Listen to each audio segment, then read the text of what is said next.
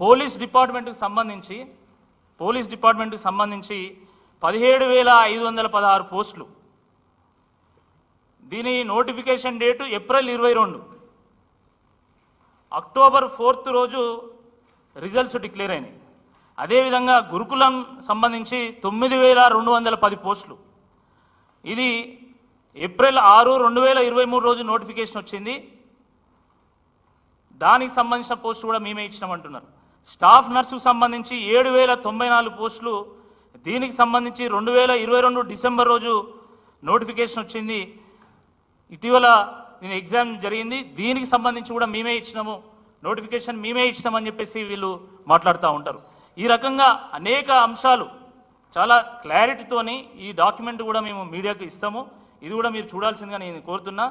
ఇప్పుడు ఏ post, number of post ఏంటి, దీని నోటిఫికేషన్ వచ్చింది ఎప్పుడు వచ్చింది, దీని ఎగ్జామ్ ఎప్పుడు నిర్వహించినా కూడా చాలా స్పష్టంగా ఇందులో ఉంది. దీనికి సంబంధించి ఈ డాక్యుమెంట్ కూడా మేము రిలీజ్ చేస్తాం.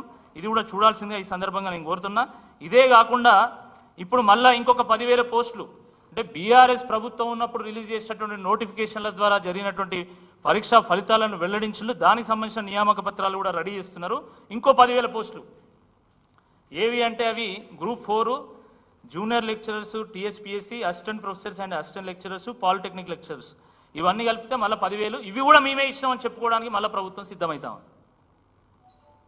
మామూలుగా ఊర్లల్లో ప్రతి ఊర్లో ఒకరిద్దరు ఉంటారు.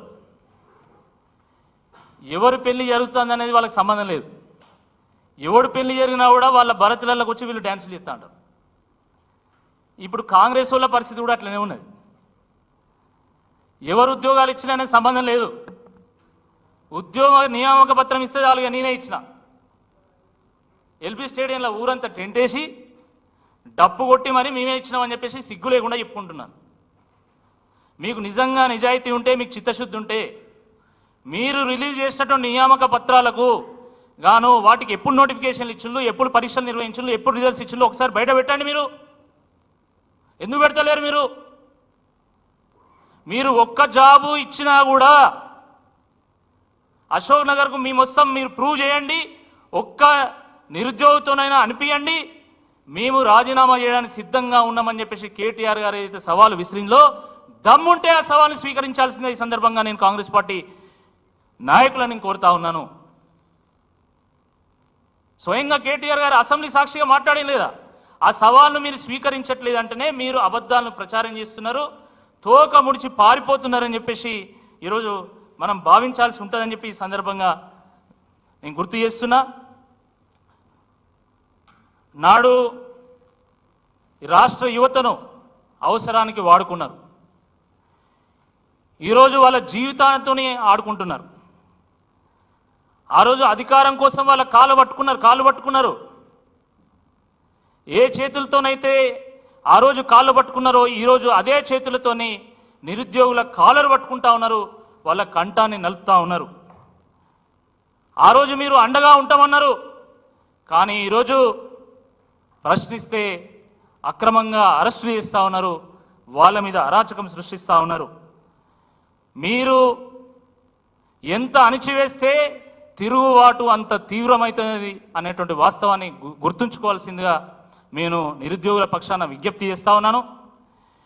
మీరు జీవోను రద్దు చేసేంత వరకు మేము ఓజీలాగా రణమెత్తుతూనే ఉంటాము, రణరంగాన్ని సృష్టిస్తాము, వెంటాడుతాము. తప్పకుండా మీరు దిగి వచ్చేంత వరకు తప్పకుండా అన్ని రకాల ప్రయత్నాలు చేస్తామని చెప్పి ఈ సందర్భంగా నేను విజ్ఞప్తి చేస్తా ఉన్నాను. నిరుద్యోగ యువతను కూడా నేను విజ్ఞప్తి చేస్తున్నాను. ఎందుకంటే నిన్న మొన్న వాళ్ళ గ్రూప్లల్లో ఒక ఇద్దరు యువకులు మేము సూసైడ్ చేసుకుంటామని చెప్పి పెట్టడం జరిగింది. నాకు కొంతమంది ఫోన్ చేస్తే నేను పర్సనల్గా వాళ్ళతో మాట్లాడి, మీరు సూసైడ్ చేసుకోవాల్సినటువంటి అవసరం లేదు, మనం పోరాడాలి, పోరాడితే పోయేదేముంది, బానిస సంఖ్యలు తప్ప అని చెప్పేసి వాళ్ళకు ధైర్యం నింపేటువంటి ఒక ప్రయత్నం చేశాను. అదేవిధంగా కేటీఆర్ గారితో కూడా మాట్లాడించడం జరిగింది. కాబట్టి నిరుద్యోగులందరికీ కూడా మేము విజ్ఞప్తి చేస్తున్నాము, కాంగ్రెస్ పార్టీ ఇచ్చినటువంటి ప్రతి హామీని నెరవేర్చే విధంగా తప్పకుండా మేము పోరాడతాం, మీ వెంట నిలుస్తాం, మీకు అండగా నిలబడతాము. తప్పకుండా మీకు జాబ్స్ వచ్చే విధంగా మేము చూస్తాము, అన్ని రకాలుగా ఆదుకుంటామని చెప్పేసి రాష్ట్రంలో ఉన్నటువంటి యువత అందరూ కూడా మేము విజ్ఞప్తి చేస్తున్నాం. అదేవిధంగా తప్పకుండా మరి ఇప్పుడు పార్లమెంటు సెషన్లు ఉన్నాయి. పార్లమెంటు సెషన్ల సందర్భంగా కూడా మేము యువతకు విజ్ఞప్తి చేస్తున్నాం. మీరు ఇక్కడ ఉన్నటువంటి ఎంపీలను కలవండి, వాళ్ళని నిలదీయండి. మీ ఓట్లతోనే వాళ్ళు గెలిచిళ్ళు కాబట్టి వాళ్ళని నిలదీయండి. మేము ఓట్లేస్తే మీరు ఎంపీలుగా గెలిచిళ్ళు, మీరు ఎంపీలుగా గెలిచి ఏం చేస్తున్నారు? ఆ పార్లమెంటు సాక్షిగా, ఆ పార్లమెంటు వేదికగా మీరు రాహుల్ గాంధీ గారిని ఎందుకు ప్రశ్నించారు? అదే రాహుల్ గాంధీ గారు అశోక్ నగర్కి వచ్చి వారు మేము జాబ్స్ ఇస్తామని చెప్పేసి ప్రామిస్ చేసిండ్రు, జియో 46 రద్దు చేస్తామని ప్రామిస్ చేసిండ్రు కదా. ఆ రాహుల్ గాంధీని ఎందుకు ప్రశ్నించరు అని చెప్పేసి మీరు నిలదీయండి అని చెప్పేసి ఈ సందర్భంగా యువత అందరూ కూడా నేను పిలుపునిస్తాను. క్వశ్చన్స్ ఉంటే అడగచ్చు.